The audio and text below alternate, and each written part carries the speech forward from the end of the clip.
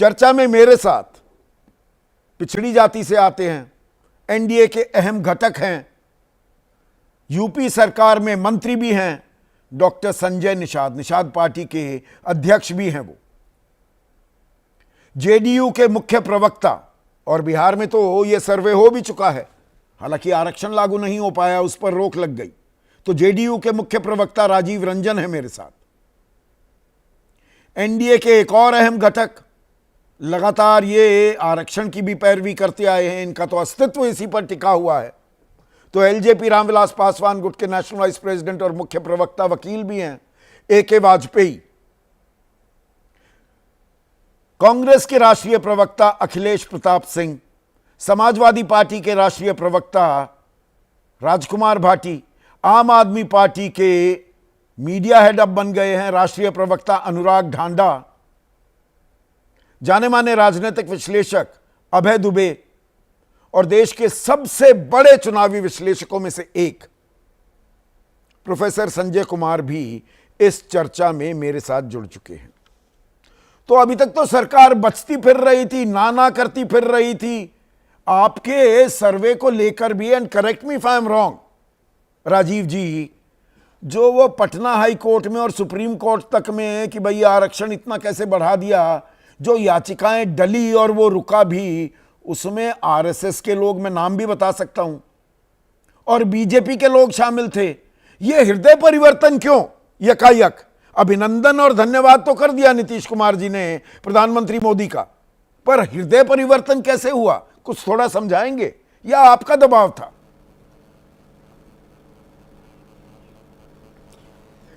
अब देखिए संदीप जी, सबसे पहले तो ये जानकारी हम सबों को होनी चाहिए कि बिहार के जातीय सर्वे का निर्णय तत्कालीन एनडीए सरकार के समय नीतीश कुमार जी की अगुवाई में लिया गया था।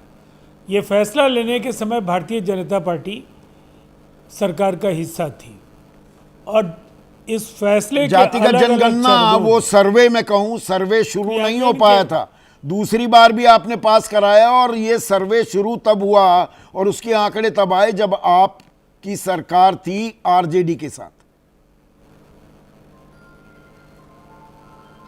मैं पूरी बात आपको जब करूंगा तो मैं तथ्यों के साथ करूंगा जी। मैंने कहा ये फैसला सैद्धांतिक तौर पर जिस समय लिया गया, भारतीय जनता पार्टी उस समय उस सरकार का हिस्सा थी, और फैसले के बाद जो भी राजनीतिक परिस्थितियां थी, उसके बाद जो भी राजनीतिक दल साथ में शामिल थे, उन सभी दलों ने मिलकर इस फैसले को अमली जामा पहनाने में मदद की। और इस सर्वे के जब आंकड़े साझा किए जा रहे थे, उस समय भी सर्वदलीय बैठक हुई।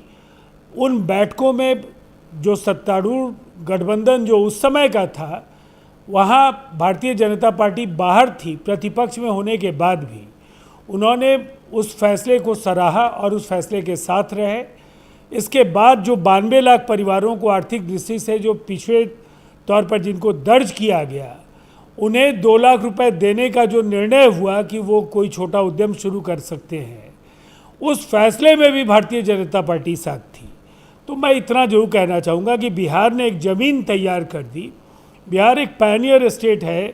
नहीं, आपने तो जमीन तो तैयार की, पर उस जमीन पर खड़े होने को बीजेपी तैयार नहीं थी। 2021 में साफ किया केंद्र सरकार ने, बाकायदा हलफनामा दिया जब महाराष्ट्र सरकार पिछड़ी जातियों के आरक्षण को बढ़ाने की याचिका को लेकर सुप्रीम कोर्ट गई थी। साफ कर दिया था केंद्र सरकार ने कि हम जातिगत जनगणना नहीं कराने वाले हैं, हम इसके पक्ष में नहीं हैं। अभी भी आपने मेरे इस सवाल का जवाब नहीं दिया। आप भी थोड़ा सा हतप्रभ थे क्या आज जब ये घोषणा की सरकार ने कि हम जातिगत जनगणना करेंगे? ये हृदय परिवर्तन क्यों हुआ?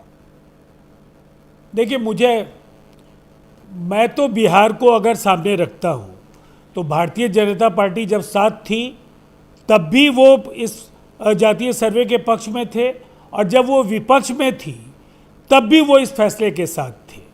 तो हमारा ये मानना है कि बिहार का जो ये मॉडल है जातीय सर्वे का, इसमें भारतीय जनता पार्टी का अलग होने का कोई सवाल नहीं था। वो इन फैसलों के साथ पूरी मजबूती के साथ तो हर ये बैठक में शामिल थे। आपका मतलब बीजेपी वाले राजीव जी अरे ये तो सब जातिगत लोग इकट्ठा हो गए, जी ये अपनी जातियों से आगे सोच नहीं सकते, देख नहीं सकते, चाहे ये लालू यादव हो, ये अखिलेश यादव हो, ये जातिवादी लोग हैं। अब बीजेपी जातिवादी हो गई क्या? आप जातिवादी हो गए जातिगत जनगणना कराकर अब या इससे उसका फैसला देखिए, अब सुनाकर? इससे उलट जरा संदीप चौधरी जी, आप अगर सेलेक्टिव नहीं हो तो मैं आपको एक बात कहूंगा। जरा राजीव गांधी जी का 91 का भाषण भी सुन लीजिए। फिर राहुल गांधी जी को कोई नैतिक अधिकार है इस पर बहस करने की? जो कांग्रेस का इतिहास रहा है, उनके पास 6 दशक थे, जातीय जनगणना को लेकर के कोई पहल उनकी ओर से नहीं हो पाया। 2011 में भी वो सत्ता में थे जिस समय ये फैसला हुआ। जातीय जनगणना के निष्कर्ष साझा करने में बाकी जो भी अवरोध रहे हों, लेकिन उनकी पार्टी के अंदर भी चिदम्बरम जैसे लोग थे जो काफ़ी मुखर विरोधी थे। और कुछ तो वजह रही होगी कि चाहे कांग्रेस हो या राजद का 90 से 2005 का कार्यकाल, एक तरफ 2005 से 2025 के बीच महिलाओं के आरक्षण का सवाल हो, अति पिछड़े वर्ग का सृजन का सवाल हो, उन्हें आरक्षण दिए जाने का सवाल हो, नौकरियों में महिलाओं के आरक्षण का सवाल हो, स्थानीय निकायों से लेकर पंचायती व्यवस्था। हमारा ये कहना है कि नीतीश कुमार जी के फैसले निरंतरता के साथ देखिए, पिछले इन 4 फैसलों साल के से साथ जातीय जातिगत सर्वे और इन हर जनगणना फैसलों को में बड़ा मुद्दा तो विपक्ष ने बनाया हुआ था, जिससे भागती फिर रही थी बीजेपी। इस बात को आप इनकार करेंगे क्या? जो आपने कहा मैं उसे नहीं, ये नहीं कह रहा हूं कि आप आउट ऑफ कॉन्टेक्स्ट कोई बात कह रहे हैं। पिछले 4 साल से मुद्दा किसने बनाया हुआ था? अब इसमें एक महत्वपूर्ण तथ्य जिसको कांग्रेस नकारेगी, लेकिन इंडिया गठबंधन के प्रमुख मुद्दों में जातीय जनगणना को शामिल करने को लेकर मुंबई की बैठक में कांग्रेस ने उसको नकारा था और वहां से एक सैद्धांतिक विरोध या टकराव की शुरुआत हो गई थी, पहली बात। और सबसे पहले जब आप सत्ता में होते हैं तब क्यों नहीं आप करने के लिए आगे बढ़ते हैं? जातीय सर्वे तो समाजवादी पार्टी भी करा सकती थी, जातीय सर्वे तो कांग्रेस के शासन के राज्यों में पहले भी हो सकते थे। अगर जातीय जनगणना कांग्रेस 6 दशकों में करा सकती थी तो उन्हें कराना चाहिए था। आज आप जब विरोध में वो सर्वे कराया, तो एक सवाल का जवाब करते हैं नहीं दिया आपने राजीव जी। आपने सर्वे कराया, आपने तो आरक्षण भी बढ़ा दिया था, उसका दायरा भी बढ़ाया। ये याचिकाएं किसने दाखिल की थी? वो आरएसएस के लोग थे ना, बीजेपी के लोग। नाम आप भी जानते हैं, मैं भी जानता हूं। नहीं,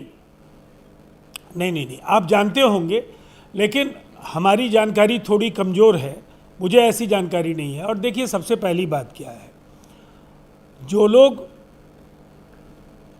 दल के आधार पर जो भी बातें कहेंगे, तो मैंने बिहार में जो जनता दल यूनाइटेड और भारतीय जनता पार्टी के बीच का संबंध, चाहे वो सत्ता में हम थे या विरोध में थे, इस फैसले को लेकर के हमारी असहमति नहीं थी। एक राजनीतिक दल के तौर पर भारतीय जनता पार्टी सदन के अंदर भी और जो सर्वदलीय बैठक भी जो भी हुए, उन बैठकों में इसके क्रियान्वयन तो चलिए, आप तो साथ थे। अब आप ये कह रहे हैं बीजेपी भी लगातार कदम ताल कर रही थी, पर यहां पर एक महत्वपूर्ण सवाल ये हो जाता है, और ये इंडियन पॉलिटिकल लीग है